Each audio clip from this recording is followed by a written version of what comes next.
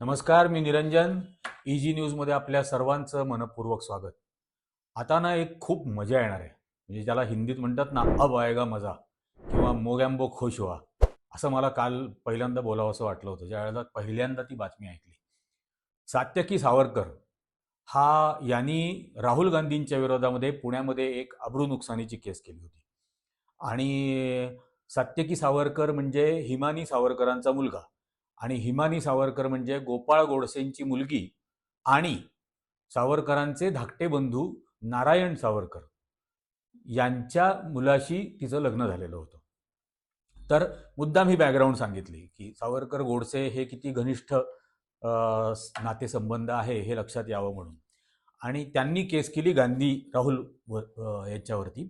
आणि त्यात याबद्दल केस केली की त्यात त्यांनी असं म्हटलं की राहुल गांधींनी लंडनमध्ये दिलेल्या एका भाषणामध्ये असं म्हटलं होतं की लहान असताना सावरकरांनी आणि त्यांच्या मित्रांनी एका मुस्लिम माणसाला मारहाण केली होती आणि त्याबद्दल त्यांना खूप आनंद झाला.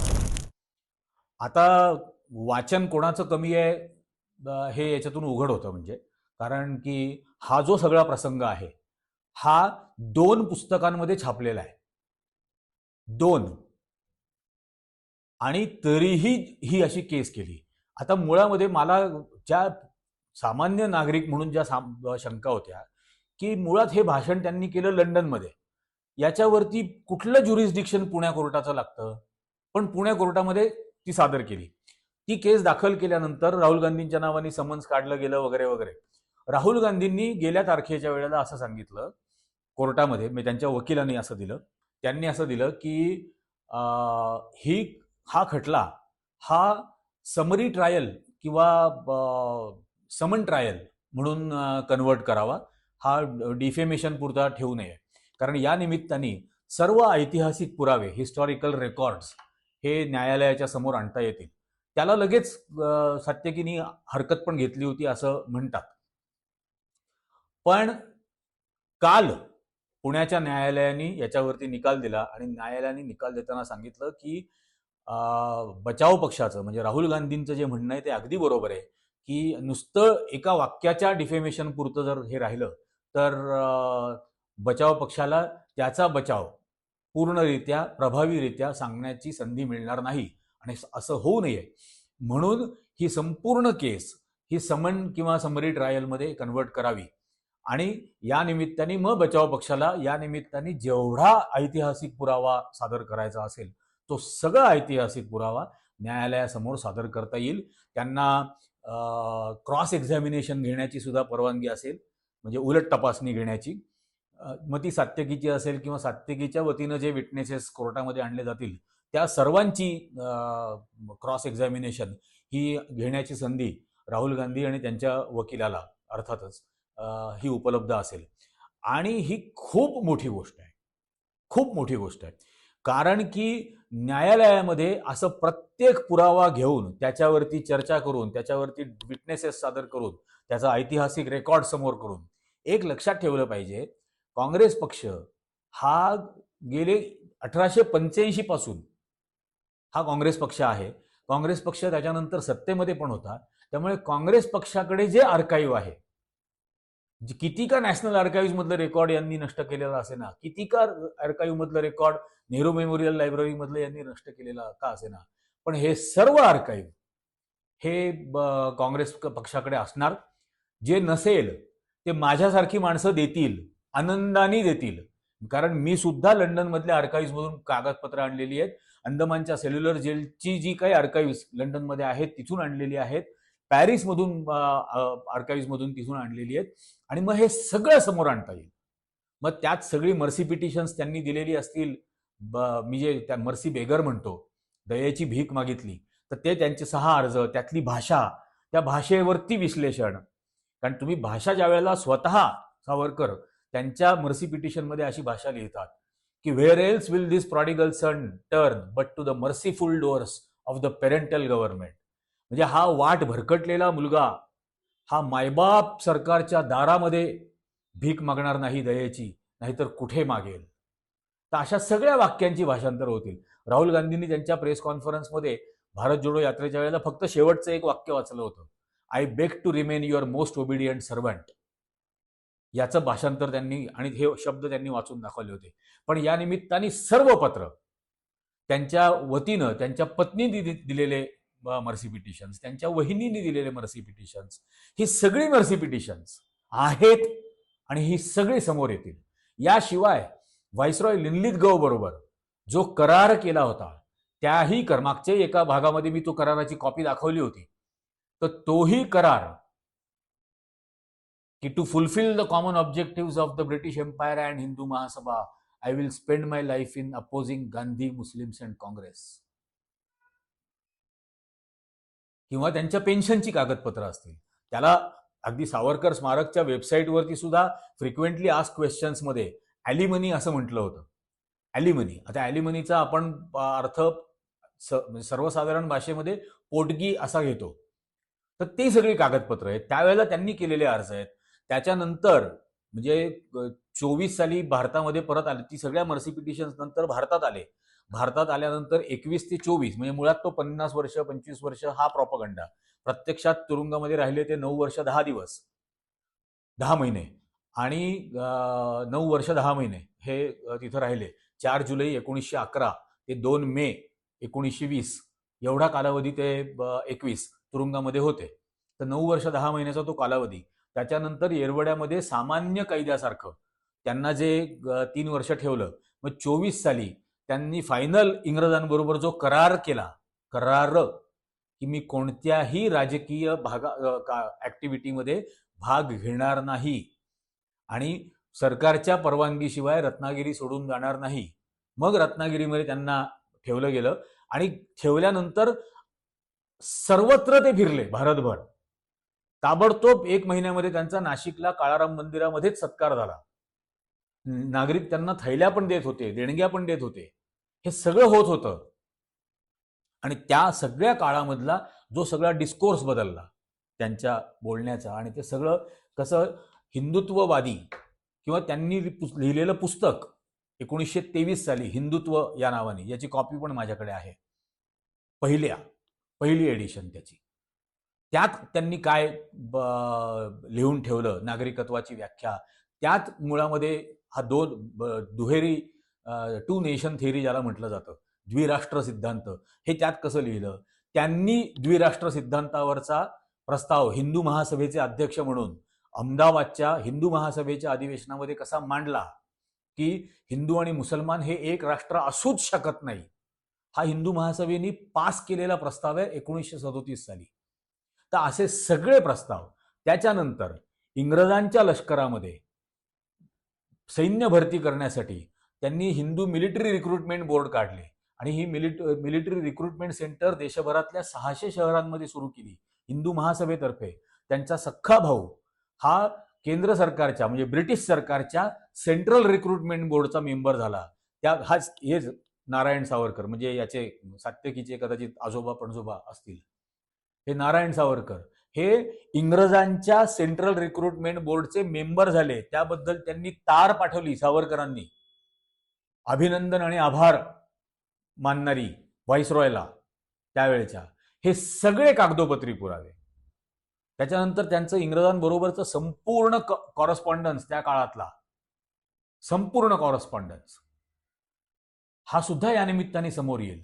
त्यांनी रिक्रुटमेंट बोर्ड स्थापन करण्यासाठीचं आवाहन केल्यानंतर ताबडतोब ब्रिटिश गव्हर्नर्स हे ऑर्डर काढतात की त्यांना संपूर्ण सहकार्य करा आणि त्यांना लागणारी सगळी पोस्टर्स, सर्व पोस्टर्स ही त्या ठिकाणच्या रिजनल लँग्वेजमध्ये छापून सरकारी खर्चाने द्या.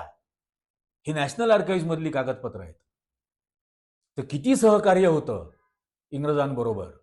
आणि त्या पाठवलेल्या पत्रांमध्ये एका ठिकाणी, काही ठिकाणी, बऱ्याच ठिकाणी त्यांनी हा उल्लेख केलेला आहे की भारतावरती नॉर्थ ईस्ट वरून जे आक्रमण होऊ पाहत आहे त्याचा मुकाबला करण्यासाठी इंग्रजांच्या सैन्यामध्ये सामील व्हा. नॉर्थ ईस्ट वरून भारतावरती त्यावेळेला नॉर्थ ईस्ट वरून सुभाषचंद्र बोस यांची आझाद हिंद सेना आक्रमण करणार होती आणि सुभाषचंद्र बोसांच्या आझाद हिंद सेनेचा विरोध करण्यासाठी म्हणून इंग्रजांच्या सैन्यात सामील व्हा, अशी पत्र आहेत.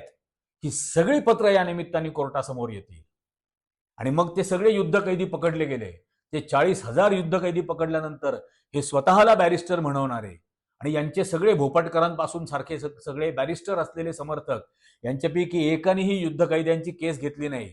युद्धकैद्यांची केस ही पंडित जवाहरलाल नेहरूंनी इतर त्यांच्या सहकार्यांच्या मदतीने घेतली आणि आयुष्यामध्ये एकमेव केस पंडित नेहरू लढले, जी रेड फोर्ट ट्रायल म्हणून प्रसिद्ध आहे. आणि 40च्या 40,000 आझाद हिंद सेनेच्या जवानांची त्यांनी सुटका करून घेतली. त्यानंतर हे ज्यावेळेला त्यांचं स्वतःचा एक ग्रंथ आहे, तो बाजारात मिळत नाही, व्हर्लवाइंड प्रॉपगंडा ऑफ विनायक दामोदर सावरकर 1937 to 1944.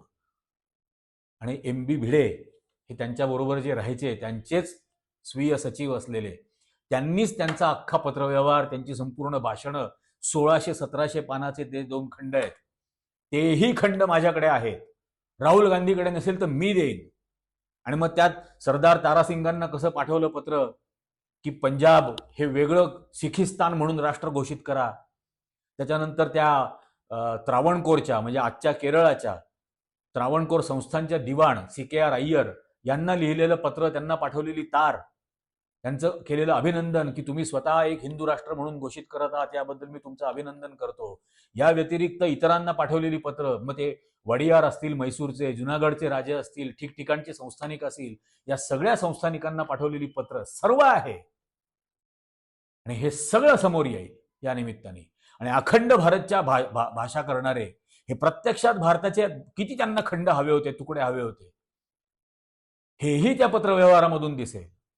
त्यानंतर त्यांनी व्हाईसरॉयला लिहिलेलं पत्र, क्वीनला लिहिलेलं पत्र ब्रिटिश, की भारताला नेपाळच्या स्वाधीन करा, कारण नेपाळचा हा जगामधला एकमेव सम्राट आहे जो हिंदू आहे, तर नेपाळच्या हवाली भारताला करावं. हे सगळे पुरावे आता समोर येतील. आता जे आहे, दूध का दूध पानी का पानी, बहुत मजा आएगा, बहुत मजा आएगा. आणि आता बघू हा जो काल कोर्टाने निर्णय दिलेला आहे याच्यावरती पुढे काय केलं जातं.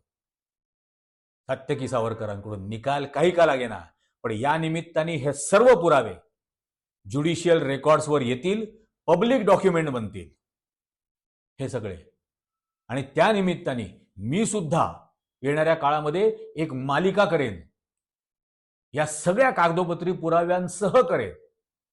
ते कागदोपत्री पुराव्यांसाठी मी एक गुगल फॉर्म बनवेन, त्याच्यावरती क्लिक करून मेंबर बना त्या गुगल फॉर्म. जो गुगल फॉर्मचा सदस्य बनेल त्या प्रत्येकाला ती कागदपत्र पुरवेन.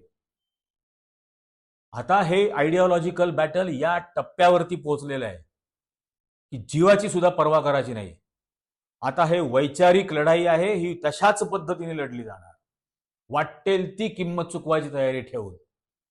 आणि हे आता येणाऱ्या काळामध्ये होईल. म्हणून मी मगाशी म्हटलं की बहुत मजा आएगा. तुम्हाला काय वाटतं? हे ऐतिहासिक वास्तव, हे ऐतिहासिक सत्य हे जगाच्या समोर, भारतीयांच्या समोर यायला हवं की नको? अत्यंत संघर्षाच्या काळामध्ये कोण बाजूला होतं स्वातंत्र्य आंदोलनाच्या बाजूनी आणि कोण स्वातंत्र्य आंदोलनाच्या विरोधात होतं? सुभाषचंद्र बोस 22 जून 1939ला मुंबईत आले. ते बॅरिस्टर मोहम्मद अली जिना आणि सावरकरांना भेटणार होते. ते भेटले दोघांना. ते भेटल्यानंतर त्यांची संध्याकाळची सभा होती मुंबईमध्ये. ती सभा त्यांनी रद्द केली. त्यांनी त्यांच्या भावाला शरदचंद्र बोसला पत्र पाठवलं आणि त्यात त्यांनी लिहिलं, या दोन्ही नेत्यांना मुख्य स्वातंत्र्य आंदोलनाच्या राष्ट्रीय प्रवाहामध्ये या हे म्हणण्यासाठी मी खूप मनधरणी केली, पण हे गांधी द्वेषाने इतके पछाडलेले आहेत की हे कधी येणार नाहीत या मुख्य इंग्रजांविरोधाच्या आंदोलनामध्ये. त्यामुळे मी माझीच आजची सभा निराश होऊन रद्द करतोय. हे संपूर्ण जे घडलं ते 24 जून 1939च्या टाइम्स ऑफ इंडियाने ही संपूर्ण बातमी छापली. हे सगळं समोर येईल. हे चित्रपटामध्ये ज्या थापा मारतात ना की यांना प्रेरणा दिली, त्यांना प्रेरणा दिली, प्रत्यक्षात काय होतं वास्तव त्याच्यातलं, हे सगळं या निमित्ताने समोर येईल. सगळं ज्या वेळेला सार्वजनिक काय म्हणतात त्या ओट्यावरती धुणी धुतली जातात त्यावेळेला मग काही उरत राहत नाही. खूप जण असं असतं, मी नेहमी सांगतो की एवढी टेवटेव करणाऱ्या या सगळ्या हिंदुत्ववाद्यांनी लक्षात ठेवावं, तुमची झाकली मूठ 1.25 लाखाची आहे. गप्प बसा. ती मूठ जर आम्ही उघडली तर जगाच्या लक्षात येईल की ही 4 आण्याची पण नाही आहे. 1.25 लाखाची तर दुबारच राहून राहिलं. पण आता या निमित्ताने न्यायालयाने परवानगी दिलेली असल्यामुळे हे सर्व ऐतिहासिक सत्य या देशातल्या नागरिकांच्या समोर येईल. याची ट्रान्सलेशन्स बनतील या कागदपत्रांची, ती सर्वत्र फिरतील आणि अशा अत्यंत पवित्र, लोकांना सत्य सांगायचं आणि सैतानांना शर्मिंदा करायचं हे जे आमचं ब्रीदवाक्य आहे, या अशा अत्यंत पवित्र कार्यासाठी लागेल ते योगदान येणाऱ्या काळामध्ये आम्ही देऊ. या सगळ्या गोष्टीबद्दल तुम्हाला काय वाटतं? तुम्हाला वाटतं का हे सत्य समोर यायला पाहिजे? तुम्हाला वाटत असेल तर नक्की खाली कॉमेंट करून सांगा. हा व्हिडिओ लक्षावधी लोकांपर्यंत पोहोचवा. जसं त्या महात्मा फुल्यांच्या बद्दलचा व्हिडिओ, महात्मा फुलेंवरच्या चित्रपटाचा व्हिडिओ बद्दलचा एक झाला, ती त्याच्यापेक्षा जास्त लोकांपर्यंत हे पोहोचवलं पाहिजे. या निमित्ताने हे सगळे बुरखे, चेहऱ्यावरती घातलेले मुखवटे हे उतरवण्याची आपल्याला न्यायालयाने परवानगी दिलेली आहे. आता हे परवानगी घेऊन याचा फायदा आपण घ्यायलाच हवा. लोकांना जास्तीत जास्त जागं केलं पाहिजे. म्हणून खरोखर विनंती करतो की हा व्हिडिओ जास्तीत जास्त, व्हिडिओ बघणाऱ्या प्रत्येकाने हा व्हिडिओ नुसतं लाईकचं बटन दाबा. तुम्हाला काय वाटतं हे खाली सांगा आणि याची लिंक जितक्या लाख लोकांना शेअर करता येईल त्या सर्वांपर्यंत शेअर करा. तरच आपण हा महाराष्ट्र पुन्हा जागवू शकू. आपण तरच या देशाचा खरा इतिहास लोकांच्या समोर आणू शकू आणि तरच येणाऱ्या पिढीला या हिंदुत्वाच्या विनाशापासून वाचवू शकू. आजच्या या भागामध्ये इतकंच. धन्यवाद.